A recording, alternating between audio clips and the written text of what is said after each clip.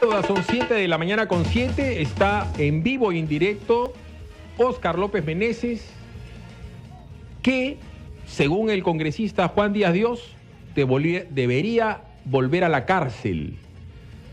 Se ha terminado el informe de la Comisión López Meneses, que ha sido aprobado por el Congreso. Este informe dice que Óscar López Meneses, utilizando sus influencias al más alto nivel del Estado, se ha hecho de seguridad especialísima en la puerta de su casa, en las cercanías de la casa de su padre, a instancias del coronel Adrián Villafuerte, asesor principal del presidente de la República, Ollanta Humala.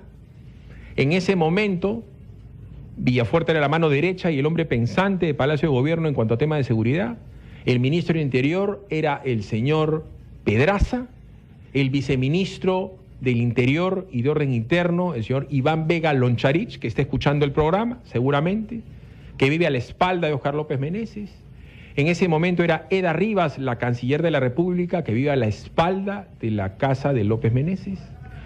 En ese momento era y sigue siendo Nadine Heredia, la esposa del presidente de la República, pero además madre de su primogénito, su primer hijo hombre, que está en el mismo nido del hijo de López Meneses, que está a escasos metros de la casa de López Meneses.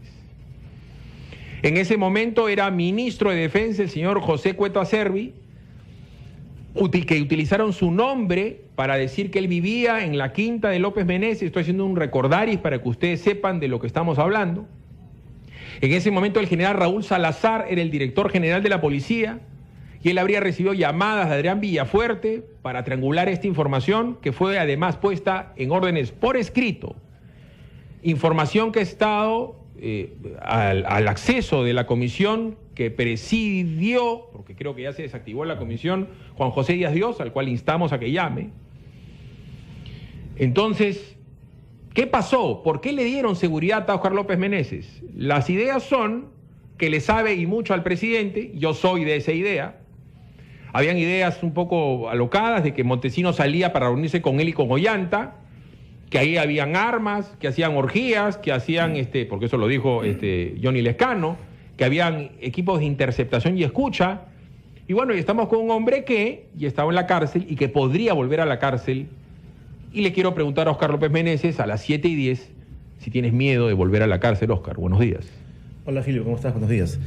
Bueno, primero, para explicarle un poco a los oyentes y al país, de que yo considero que el congresista Juan Díaz perdió la perspectiva y la oportunidad de realizar una investigación realmente como debe ser. ¿Por qué perdió la perspectiva? Porque considero que se obsesionó mucho con mi persona al ver cómo tuve que enfrentarlo, porque se veía a todas luces que estaba violando el debido proceso en sede parlamentaria contra mi persona.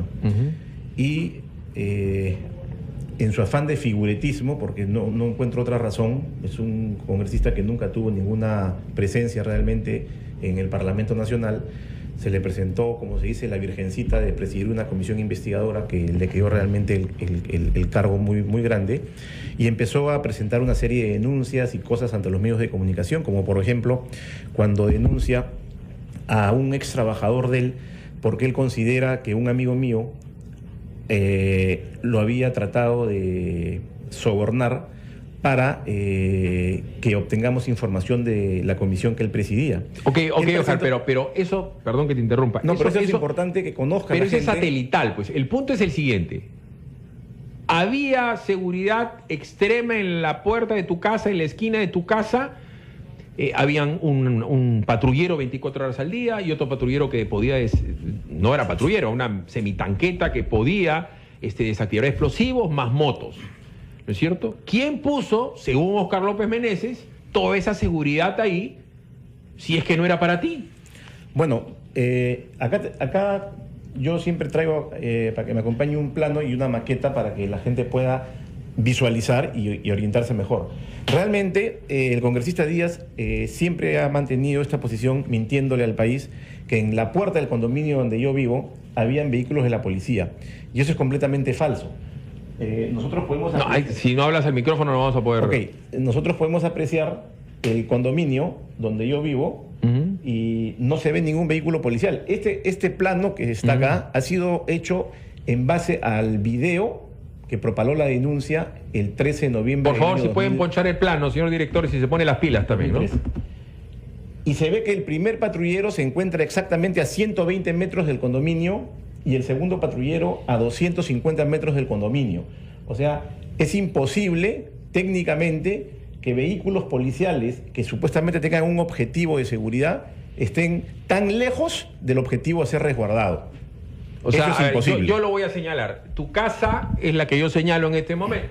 Ese es el condominio de Batallón Libres de Trujillo. El patrullero que está a la izquierda está a 120 metros. Y el segundo patrullero está a 250 metros. Ya, el nido, a ver, para que la gente más o menos ubique, la casa de López Meneses está a principio de cuadra y al final de cuadra está el nido del hijo de Humala, pero también es el nido de tu hijo. Así es. ¿Tú te cruzabas con Humala en el nido? Sí, y con ella también, la he visto también en el nido. ¿Humala lleva a sus hijos al nido todos los días? No todos los días, pero en algunas oportunidades lo ha llevado. Ya, pero el niño Humala no ve una movilidad normal, va con seguridad del Estado, pues es el hijo del presidente y está bien. Por supuesto, tiene una cápsula de seguridad. Ya, a la espalda de tu casa está el edificio donde vive y vivía y sigue viviendo Iván Vega Loncharich, que era el viceministro de Orden Interno, el encargado de los patrulleros, para hablar en términos claritos, y a otros metritos de tu casa, Eda Rivas. Era una zona de seguridad. Lo voy a... Bueno, con relación, yo quiero enfocarme en esto, que es un tema muy importante. Con relación al viceministro de ese entonces del Interior, Iván Vega, de acuerdo al video que se propaló de la denuncia, aparecen 2 vehículos policiales en la puerta de su casa. Ahí sí están en la puerta de su casa, no como en mi caso, que no están en la puerta del condominio. Y cuando le preguntan al señor Vega qué hacían esos 2 patrulleros en la puerta de su casa, él dice desconocer, que no sabe qué hacían ahí. Entonces yo hago una pregunta muy sencilla. Si el señor, siendo el viceministro del Interior para Asuntos Internos, que la policía depende de él, no puede responderle al país que hacían 2 patrulleros en la puerta de su casa, yo como ciudadano, como tú y como cualquiera, ¿cómo le voy a responder yo al país que hacían 2 patrulleros, uno a 120 metros del condominio y otro a 250 metros? Sí, está bien, pero hay órdenes telefónicas dichas por el número 1 de la policía, el general, en ese momento el director general de la Salazar. policía, Salazar, pide que le den seguridad a esa casa, ¿no es cierto?, a Batallón Libre de Trujillo, como si ahí viviera el ministro de Defensa, y ahí vivías tú. Pero además de vivir Óscar López Meneses, ¿cuántas otras casas hay dentro de ese condominio?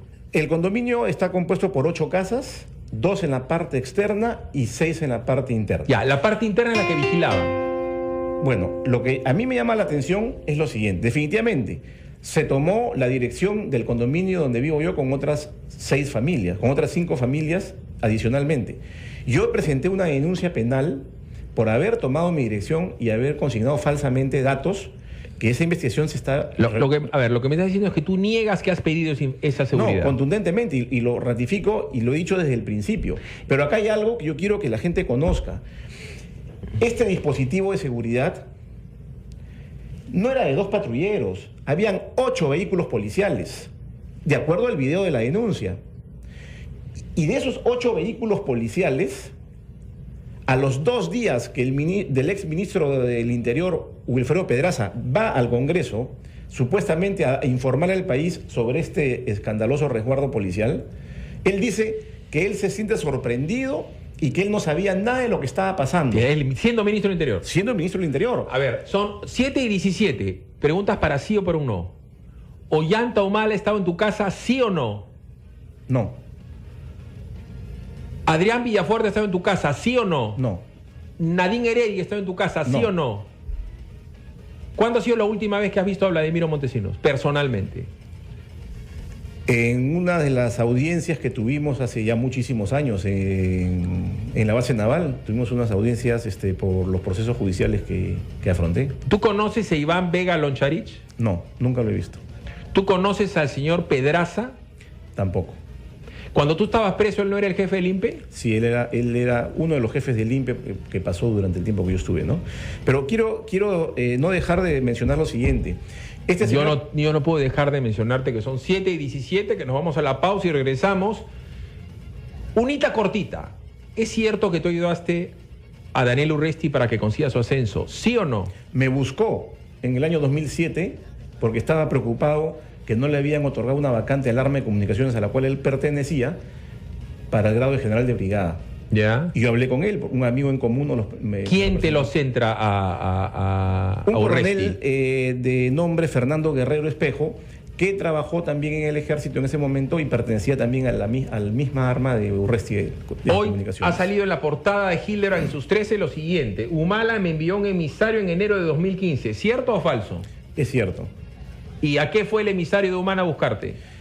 En un principio me quiso amedrentar para que yo no siga hablando de Ollanta Humala y de Daniel Urresti. Vámonos a la pausa y regresamos con Óscar López Meneses. Ya le he tuiteado en el @capital967 a Ollanta Humala, a Nadine, a Juan José Díaz Dios y a Daniel Urresti, que tiene tiempo para venir y decirle lo que le tenga que decir en su cara a Óscar López Meneses. Lo propio puede hacer usted luego de la pausa en el Don Óscar López Meneses. Quique, por favor, ubica a Daniel Urresti, ubica y llámalo. Dile a Daniel Urresti que lo estamos llamando y dile al señor Juan José de Dios que lo estamos llamando. Déjale mensajes en su teléfono. Seguimos. Toda esa cantidad de seguridad que tenía. Ya estamos enganchados con Urresti, ¿eh? Ya contestó Urresti, por si acaso. Ya será él que decide si quiere salir en vivo para hablar con López Meneses o no, porque ya lo tenemos en vivo. Urresti dijo que estabas loco, que él nunca te pidió nada. Bueno, realmente yo creo que el que debe sufrir de repente también de Alzheimer es él, porque él me buscó en el año 2007 con este amigo, el coronel Fernando Guerrero, que te comenté hace un momento, y fue específicamente a manifestarme de que estaba preocupado porque él era candidato para el grado de general de brigada y el ejército no le estaba otorgando una vacante. Yo le manifesté a Urresti en ese momento que yo consideraba pertinente que él espere hasta el próximo año, porque si el ejército como instituto había otorgado una sola vacante, bueno, le correspondía por antigüedad al oficial que estaba por delante de él y que espera hasta el siguiente año. Él me buscó y hay testigos de eso. ¿Cuándo ha sido la última vez que hablaste con Urresti? En el año 2007. Y ahora él te niega, dice que estás loco. Que... Bueno, esa es la doble moral que ejercen muchas personas, lamentablemente, que... 7:25. Quique, disculpa que te interrumpa. ¿Qué cosa pasa con Urresti? Acabo de hablar con Daniel Urresti, Fili. Me dice que no tiene intenciones de contestarle a Óscar López Meneses.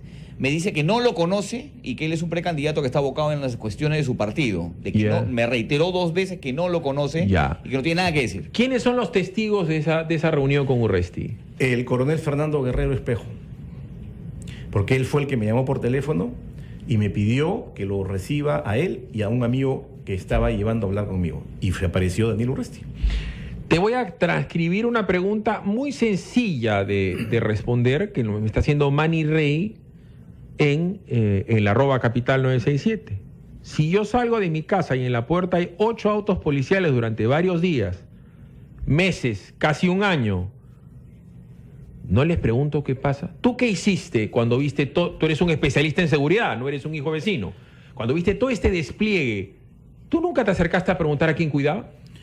Bueno, vamos a contestarle a Manny su pregunta. En primer lugar, en la puerta del condominio no habían 8 vehículos policiales. Estos 8 vehículos policiales, como pueden apreciar aquí en el plano, estaban distribuidos a lo largo de las manzanas que estaban ahí. No estaban en la puerta del condominio. Yo sí he visto vehículos policiales como los ha visto toda la gente que vive en Batallón Libres de Trujillo, pero yo no me voy a acercar a un patrullero a preguntarle, oiga señor, ¿usted qué hace aquí?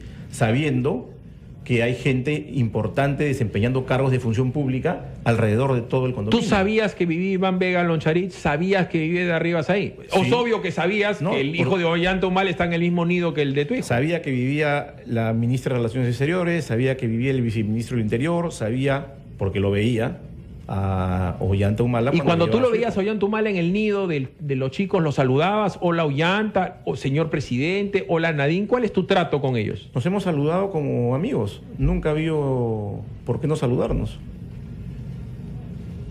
Yo quiero hacerte recordar, Philip, que yo a Humala lo conozco desde la época que era cadete de la Escuela Militar de Chorrillos, cuando era un jovencito y cuando yo era menor que él, pero también éramos jóvenes. Entonces, yo no le voy a decir señor presidente a una persona que conozco, pues hermano, hace más de 25 años. ¿Cómo le dices tú a Ollanta Humala? Ollanta, pues. ¿Y a Nadine? Nadine. Y los padres del colegio han visto a Ollanta Humala un montón de veces ahí. Y a Nadine Heredia también. No un montón de veces, pero las veces que han ido, ¿no? Ya. ¿Tú lo conoces a José Cueto Acerbi, el ministro de Defensa, que supuestamente vivía en ese condominio? ¿Quiénes más viven en ese condominio? Porque también existe la versión de que una de las casas de dentro del condominio habría sido facilitada por Óscar López Meneses para que sea una zona de seguridad del presidente de la República y él pueda ir ahí a reunirse con quien mejor le parecía.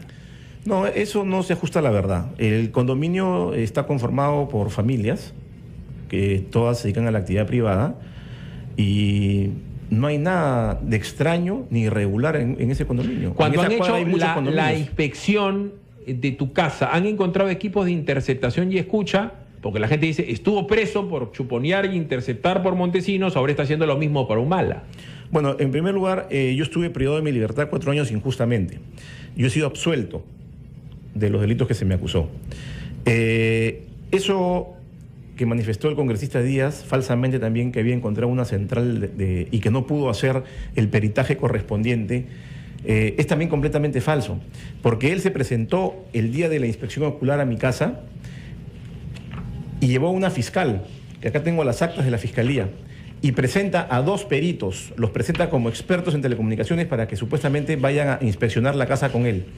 Lamentablemente este señor se burló del país, se burló del Congreso de la República y quiso sorprender al Congreso de la República para que le paguen a estos 2 peritos que nombró a dedo 50.000 soles.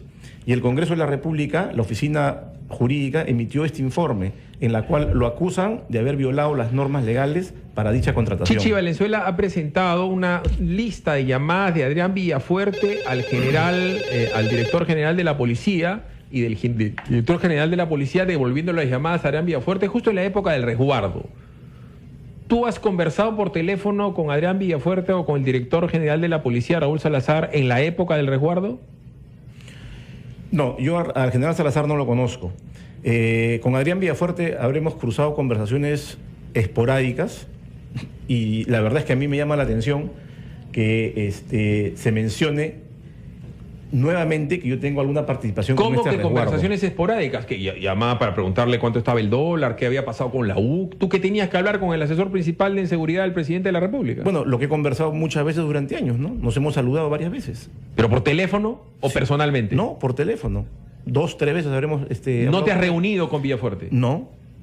Tenemos una llamada en espera, 7:30 de la mañana. Aló, buenos días, tu opinión importa. Le voy a agradecer a Óscar López Meneses que ponga los auriculares porque la gente le quiere preguntar cosas a él. Ya nos dijo que no quiere hablar Daniel Urresti, sería bueno ubicar a Juan José Díaz Dios. Aló, buenos días, señora, su opinión importa. Aló, buenos días, Philip. Te saluda Luis Alberto de San Martín de Porras. Vuela, Luis Alberto, que son 7:30. Gracias.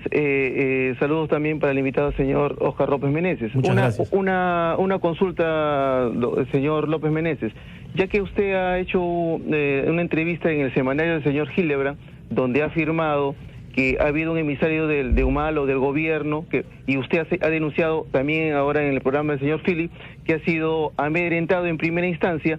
La pregunta es, ¿por qué un emisario de Humala o del gobierno tiene que amedrentarlo usted? ¿Usted maneja información de Nadine y Ollanta Humala que lo pueda perjudicar? Muchas Está gracias. en la pantalla de Capital TV, la portada de Hildebrand en sus 13. Humala me envió un emisario en el de enero del 2015, de este año. Vámonos a la pausa y responde esa pregunta a Óscar López Meneses en vivo y en directo, 7:30 de la mañana. Pausa, regresa, llama al 212-5353 o al 0824-802. Estamos en vivo y en directo con Óscar López Meneses. Aflojó Urresti, dice que no quiere hablar, que él es candidato, que no lo conoce. Humala me envió un emisario en enero del 2015, portada del día de hoy de Hildebrand en sus 13. ¿En qué circunstancias llega quién a decirte qué de Ollanta Humala y de Nadine este año? Bueno, en enero de este año yo recibo una llamada. Yo estaba en el carro desplazándome y era un amigo, un comandante en retiro del ejército, Eduardo Ramos. Y me dijo que necesitaba hablar urgente conmigo, por favor.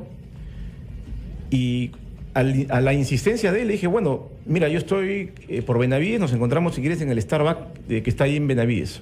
Perfecto, nos encontramos ahí, subió a mi carro. Yo jamás me imaginé que me iba a grabar, un acto completamente desleal de un amigo. Y me dijo de frente, mira, Osquitar, somos amigos, pero te traigo un mensaje de Ollanta y del general Urresti.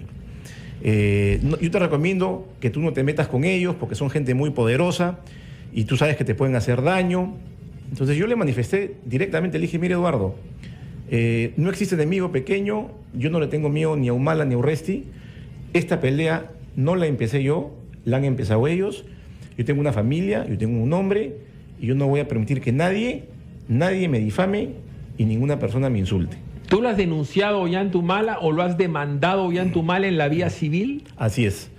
¿Y qué quedó eso? Bueno, eso cumple un trámite, ¿no? Él, como está acostumbrado a abusar del poder, a través del Ministerio de Justicia, que tiene una dirección que regula los centros de conciliación, conminó al centro de conciliación para que archivase la demanda que yo presenté. Pero bueno, eso tomará su tiempo. La pregunta es, ¿tú en el año 2007 estabas libre o estabas preso?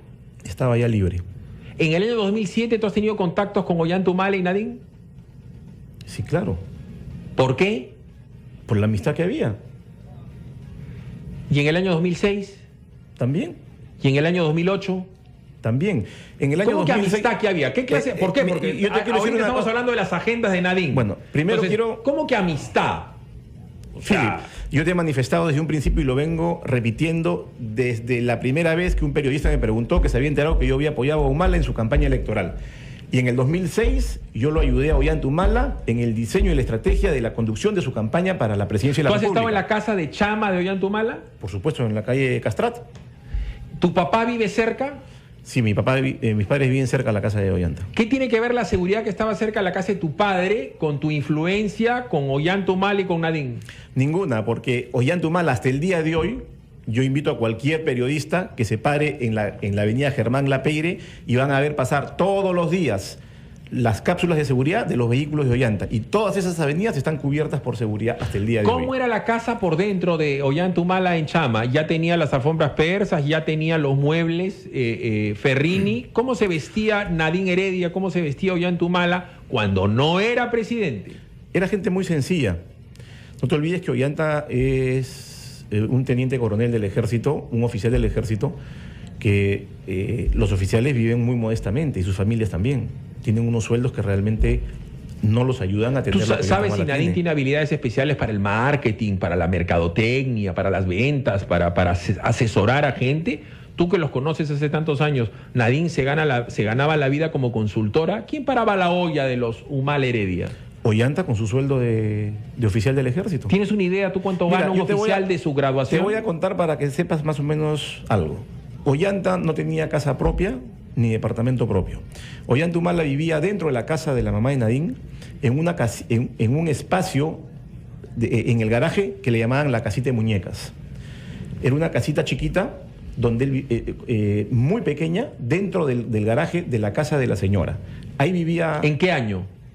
En todos los años de oficial, que ha estado él en Lima, ¿no? Hasta cuando ha sido candidato a la presidencia de la República, él vivía ahí. Ahora se ha comprado la casa del costado. Ajá. Y han juntado las dos casas donde vive la mamá y ellos, y ahí es donde tienen los muebles Ferrini y todas las cosas pues que ahora se está descubriendo que 7:40, ¿no? 212-5353, 0824-802, en Radio Capital, tu opinión importa, pregúntale lo que tú quieras a López Meneses. Buenos días. ¿Cómo estás? ¿Con quién tengo el gusto? Jaime de San Miguel. Jaime, tu opinión importa, te escucha Oscar López Meneses. Señor Meneses, dos cositas nada más. Uno, bueno, que no sería la primera vez que estos señores traicionan, ¿no?, a gente o personas que son de su entorno, toda vez que ya hemos visto esto con el señor Martín Belaunde Eso es primero. Y segundo, y vemos pues bueno que el único perjudicado aquí prácticamente ha sido usted, porque en relación a todas las personas, de todas las personas que ha hecho mención, todos están en buenos puestos, ¿no? Si no es en embajadas diplomáticas, están en otros lugares como agregados militares, ¿no? Ese es lo más increíble. Muchas gracias. Error, corrijo al señor. El que pagó pato después de todo este escándalo López Meneses ha sido Adrián Villafuerte. ¿Tú has vuelto a hablar con Adrián Villafuerte después del escándalo de tu vigilancia? No, no he vuelto a hablar con Adrián Villafuerte, pero yo quisiera también contestarle al señor que acaba de llamar.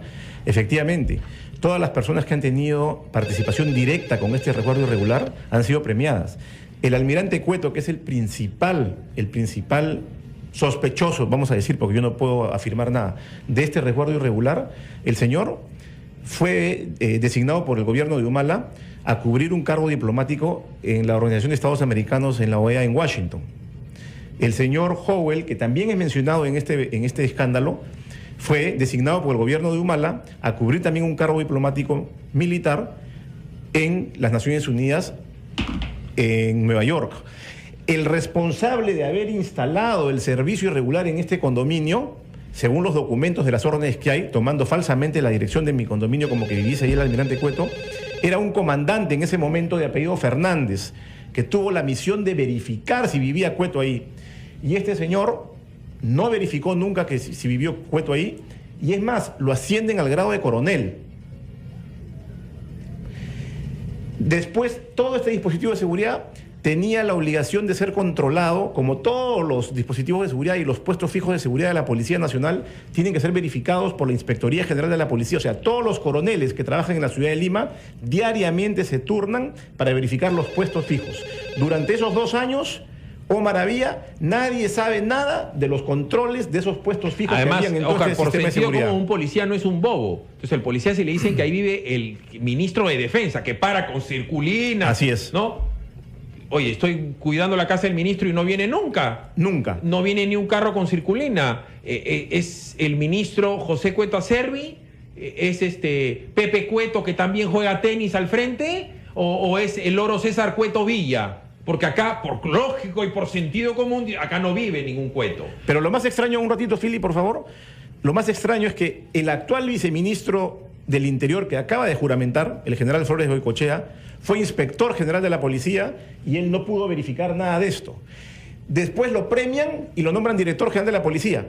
Y cuando fue director general de la policía, él mismo por teléfono ordenó que le pongan un patrullero a Cueto en su verdadera casa. Hay una persona que está en la línea esperando hace 2 minutos, pero quiero hacer 2 preguntas que están en el @capital 967, Catalina Quinto, periodista de Panamericana Televisión. ¿Mostrará las fotos que dijo tener con Nadine Ollanta en Paracas? ¿Tú tienes fotos con Nadine Ollanta Humala, sí o no? Sí. ¿En dónde te tomaste esas fotos? En el Hotel Paracas. ¿Cuándo te tomaste esas fotos? El 30 de agosto del año 2012. ¿Y por qué no muestras esas fotos? Porque son fotos donde aparece la familia y yo no quiero seguir inmiscuyendo a la familia en todo esto. ¿En el Hotel Paracas te han visto a ti con Nadine Heredia en esa fecha? Bueno, mira, en el Hotel Paracas hay mucha gente y definitivamente nos han tenido que ver en la piscina juntos, en el comedor juntos, en las zonas de paseo con los niños juntos. Cosa que me consta. Yo no estaba escondido Yo voy a decir, Humala detrás de una palmera. O sea, yo voy a estado decir por delante qué de me todo el mundo consta. compartiendo. Porque yo estuve con mi familia en el Hotel Paracas el año pasado y me crucé con Óscar López Meneses, estaba Rafael Santos, el alcalde en su momento de Pueblo Libre, y estaba el ministro de Economía, Castilla. Y hemos estado sentados mesa a mesa, mi familia, la familia de López Meneses y el ministro Castilla. Es imposible que Castilla no te haya visto. O sea, el Hotel Paracas es un hotel amplio, conocido, con un montón de gente. Segunda pregunta de José. ¿Conoces a Martín Belaún del Ocio, sí o no? Sí. ¿De dónde lo conoces? Por un amigo en común. ¿Tú te has reunido con Martín Belaún del Ocio, Ollanta y Nadine? No. ¿Él ha sido miembro del comando de campaña Ollanta y Nadine? Tengo entendido que sí. pero el comando de campaña, donde se organizaba la parte política realmente, la manejaba Adrián Villafuerte en ese momento. Una llamada en espera, disculpe por la demora, espero que haya valido la pena. Aló, buenos días, ¿tu opinión importa? Aló, buenos días, Philip. ¿Qué tal? ¿Con quién tengo el Estoy gusto? escuchando atentamente, Luis de Vitarte. Sí, Luis, pregúntale lo que quieras a López Meneses. Usted, señor, investigan, sancionan a los generales que supuestamente habían dado la orden de resguardo a usted, estamos refiriéndonos a López Meneses, ¿no? O sea, que tanta suerte tiene usted que a usted no, usted tiene bastante pues corona, tiene bastante que no, nadie lo sanciona a usted, nadie lo investiga, o sea, qué suerte, o sea, tienen pues los que han trabajado para Fujimori, para... No, pero disculpe usted, señor, ¿cómo que no lo investigan? Hay una comisión López Meneses que lo investiga. No hay ninguna sanción, pues, amigo, o sea, yo pero allá, ok, a ver. O sea, que usted tiene tanta suerte, señor. Ser artista es tener suerte, amigo, sinónimo de suerte. A ver, yo voy a traducir la pregunta del señor. Acá no han habido sancionados. El único que han sacado es a Villafuerte. Los demás han sido todos premiados. Y el señor dice, ¿qué sanción a López Meneses? ¿Qué está pidiendo Juan José Díaz Dios al fiscal por qué Juan José Díaz Dios dice que Óscar López Meneses tiene que estar preso? Bueno, primero que el señor Díaz Dios no es nadie para pedirle al fiscal nada, porque él ha cumplido una misión simplemente de investigar. Perdió la oportunidad porque realmente no ha hecho nada en la investigación que se le encargó. Le mintió al país completamente y se perdió una gran oportunidad. Esto ya se está viendo en el Ministerio Público, y el Ministerio Público tendrá que dilucidar todas las cosas que está haciendo y se encontrará a los responsables. Espero que se encuentren los responsables. Contestándole al señor, no es que no se haya sancionado, acá hay gente injustamente sancionada, pero las personas que realmente deberían dar la cara no son sancionadas ni investigadas. El viceministro de Defensa actualmente, el señor Iván Vega, que todo el mundo hoy sabe que es el que ejerce el poder de facto en la Fuerza Armada y en la Policía Nacional. Vamos a la pausa y vamos a preguntarle a Óscar López Meneses por qué Iván Vega Loncharich, según su real saber y entender, es el poder de facto. Vamos a preguntarle qué otras casas se vigilaban entre el nido de Ollanta Humala, el nido del hijo de Ollanta Humala y el nido de López Meneses. También había vigilancia a otras 2 casas bajo el mismo pretexto de vigilancia, pero ahí no dijeron que vivía Cueto. Ni César Cueto, ni Pepe Cueto. Así es. Ni Cueto, el dueño del LAN. ¿Por qué vigilaban tanto esa casa? Vámonos a la pausa y regresamos. Instamos a Juan José Díaz Dios. Yo me llevo muy bien con Juanjo. No contesta el teléfono. Ya tiene que estar enterado. Desde ayer lo hemos tuiteado. Ha salido en todos los titulares de Capital. Le hemos tuiteado a Alan García, a Keiko, a Nadine, a Ollanta, a él, a Urresti. Es imposible que no sepa que lo estamos llamando. Pero en fin, nadie está obligado a venir a este programa. 7:48, pausa, regresamos a las 8 de la mañana. Viene el general Carlos Morán, uno de los que metió a la cárcel a Abimael Guzmán. Mañana se cumplen 24 años de su captura. Pausa, regresamos. ¿Por qué Iván Vega Loncharich es el poder de facto? ¿Qué tanto poder tiene este señor que primero está en el Ministerio del Interior y ahora en el Ministerio de Defensa? Bueno, mira, después del descubrimiento del escandaloso resguardo irregular, el señor Vega, que en ese momento desempeñaba el cargo de viceministro del Interior, o sea, la policía dependía de él. Te interrumpo para decir que lo que dijo Ollanta Humala, que era un caso de corrupción policial, y si era un caso de corrupción policial, él premia al señor Pedraza y lo nombra su asesor. Premia al señor Iván Vega y lo lleva al Ministerio de Defensa. Y deja de director general... Perdón, director general al general Salazar. No, al general Salazar no lo vota.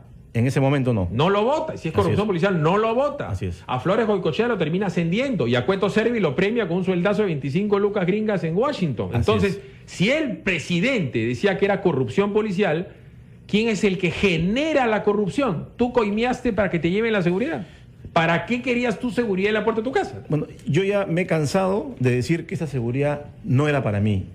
Y está demostrado, Philip, está demostrado porque semejante dispositivo de seguridad no puede ser dispuesto por un comisario ni por un general. Este dispositivo de seguridad, que comprende muchas unidades tácticas de la policía, tiene que ser designado por el alto nivel, por el más alto nivel. Según tu conocimiento, ¿hay algún congresista, presidente del Congreso, vocal de la Corte Suprema, alcalde o presidente regional que tenga acceso a esta seguridad dada por el Estado? No, ninguna. Ninguna. ¿Cuál es la única persona en el Estado que tiene acceso a este nivel de seguridad? El presidente de la República. ¿Y quién trabaja con el presidente de la República directamente todos estos temas de seguridad? el señor Iván Vega, actual viceministro de Defensa, que todo el mundo sabe. No es que me pregunten a mí por qué opino yo que el señor sea el que ejerce el poder de facto en la Fuerza Armada y en la Policía Nacional. Toda la Fuerza Armada, toda la Policía Nacional sabe que el señor Iván Vega ejerce el poder de facto en la Policía y en la Fuerza Armada, así como todo el mundo sabe que Nadine Heredia ejerce el poder de facto en la Presidencia de la República en este país. 7:53, aló, buenos días, ¿tu opinión importa? Muy buenos días. Sí, señora. Un segundito. Saludando al panelista. Sí, bueno, no es un panelista, es un invitado, Óscar López Menézes. Saludando al invitado. Dígame, en esta situación, justos pagan por pecadores. Diga el señor si él ha tenido alguna comunicación con el general Gómez Cagua. Tengo entendido que él ha sido destituido y bueno, hasta el momento no lo reponen en su puesto. Correcto. Le pregunto por Gómez Cagua, le pregunto por Miranda y le pregunto por el general, el que era el jefe de la séptima, el general al que lo votaron por salir en una foto contigo, al de bigotitos, Lucho Praeli. Al general Praeli, por los tres. Bueno, al único que conozco es al general Praeli, quien me une una amistad con él desde hace muchísimos años. Lo conozco muchos años al general Praeli, ha sido espada y honor de su promoción y es un ejemplar policía. Contestándole a la señora, con relación al general Gómez Caguas, a quien no conozco, me parece realmente una cochinada lo que hizo este gobierno con este general.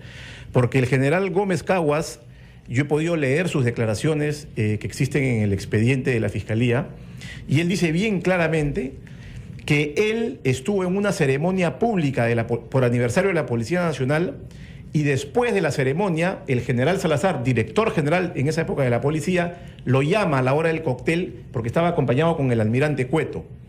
Y le dice expresamente, general, el almirante Cueto tiene un tema pendiente de su seguridad, por favor atiéndalo. El general Gómez Caguas le pregunta al almirante Cueto en persona, ya nada de vías telefónicas, nada, en persona, delante del general Salazar, almirante, deme su dirección. Y este señor coge su libreta y apunta, porque Cueto le dice en su cara, personalmente le dice, Batallón Libres de Trujillo 209. Cueto es en ese momento, ministro de Defensa, José Cueto Acerbi, jefe de Comando Conjunto. El jefe de Comando Conjunto, perdón, él le dice que tu casa es su casa. Así es.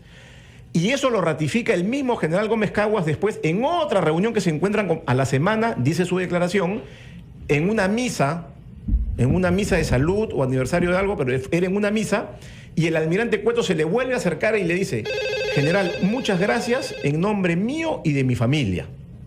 Entonces, la gran pregunta es que yo digo, ¿cómo es posible que a este general Gómez Caguas le hayan fregado la vida, porque le han truncado su desarrollo profesional, lo han invitado al retiro, y al señor Cueto, que lo están acusando dos señores generales, que personalmente dio esta dirección falsamente, no está investigado? Pregunta, hablando de truncar carrera profesional, Osvaldo Zapata, tu primo, ¿es del arma de inteligencia? Sí, y también Ollanta en una forma cobarde y abusiva, lo pasó al retiro. ¿Ese señor fue el que le da el bastón de mando que compraste tú? Efectivamente. Yo compré el bastón de mando para ser obsequiado por la promoción de Ollanta, y mi primo Osvaldo, que aparece en todas las fotos que ya han sido difundidas en los medios de comunicación, es el que le entrega con el general Gómez de la Torre el bastón de mando en nombre de la promoción. A ver, al que Ollanta negó... Dentro de las teorías conspirativas, Óscar López Menézes es un tipo que sabe y mucho de inteligencia por sus continuos contactos con las Fuerzas Armadas y con Vladimiro Montesinos.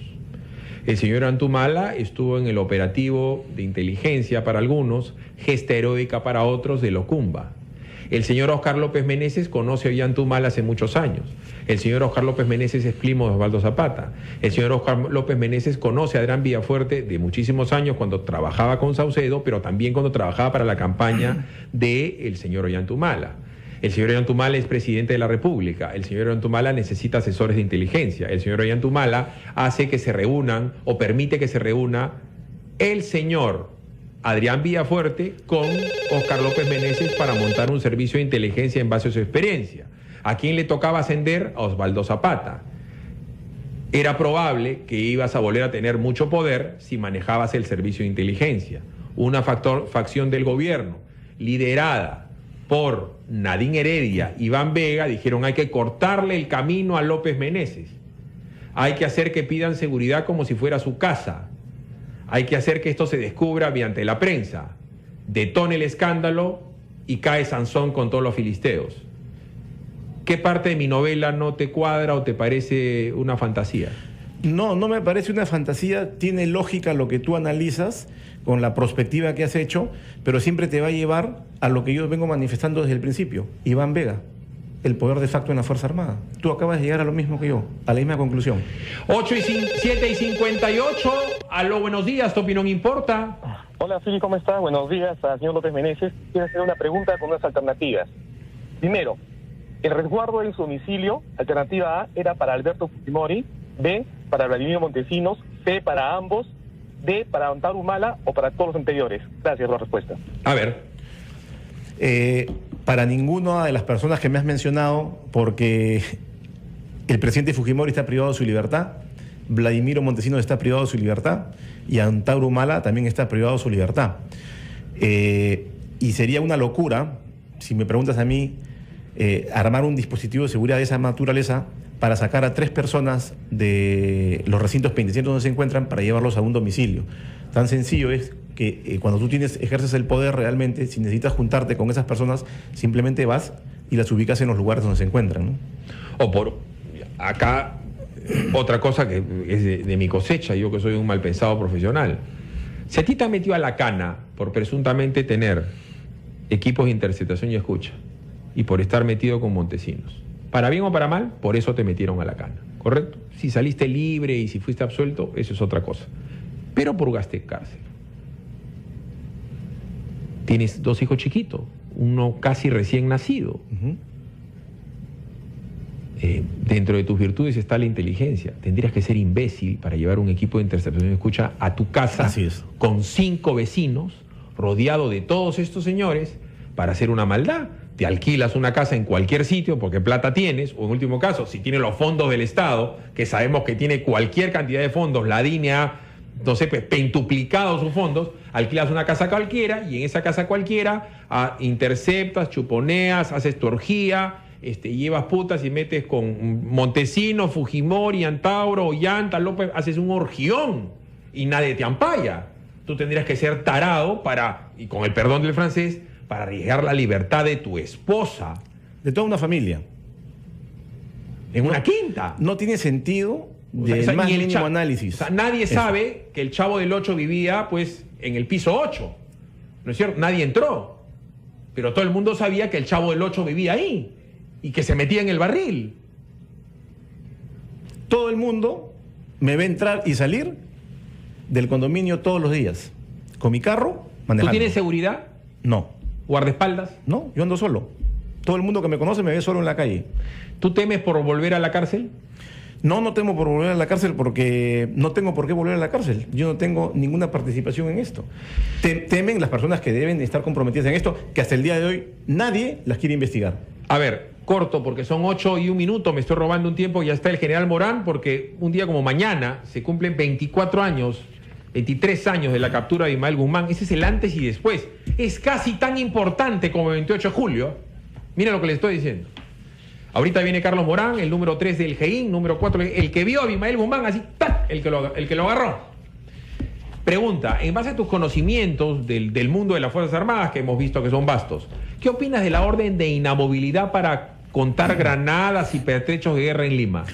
Una payasada más de este gobierno, y me da realmente vergüenza que el ejército cuente con un comandante general como el que estamos viendo en este momento, que se presta para estos juegos de distracción política, ¿no?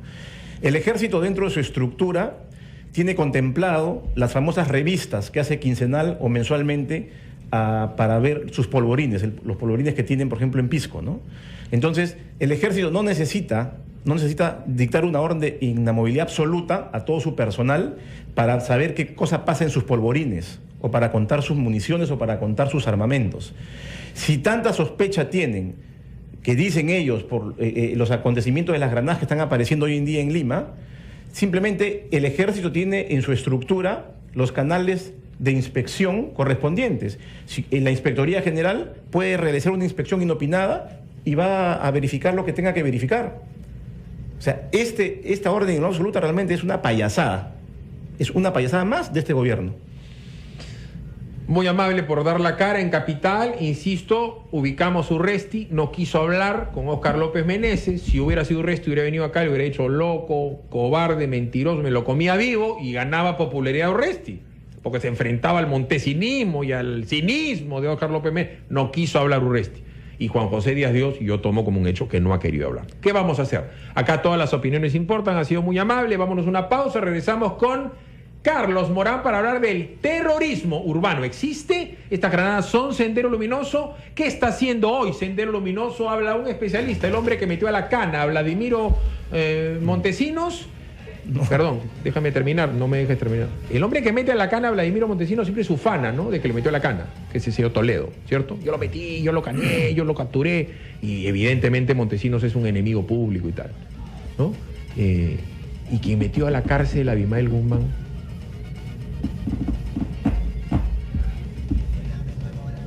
Y yo lo digo acá, yo sí le agradezco a Benedicto Jiménez lo que hizo, inclusive culpable.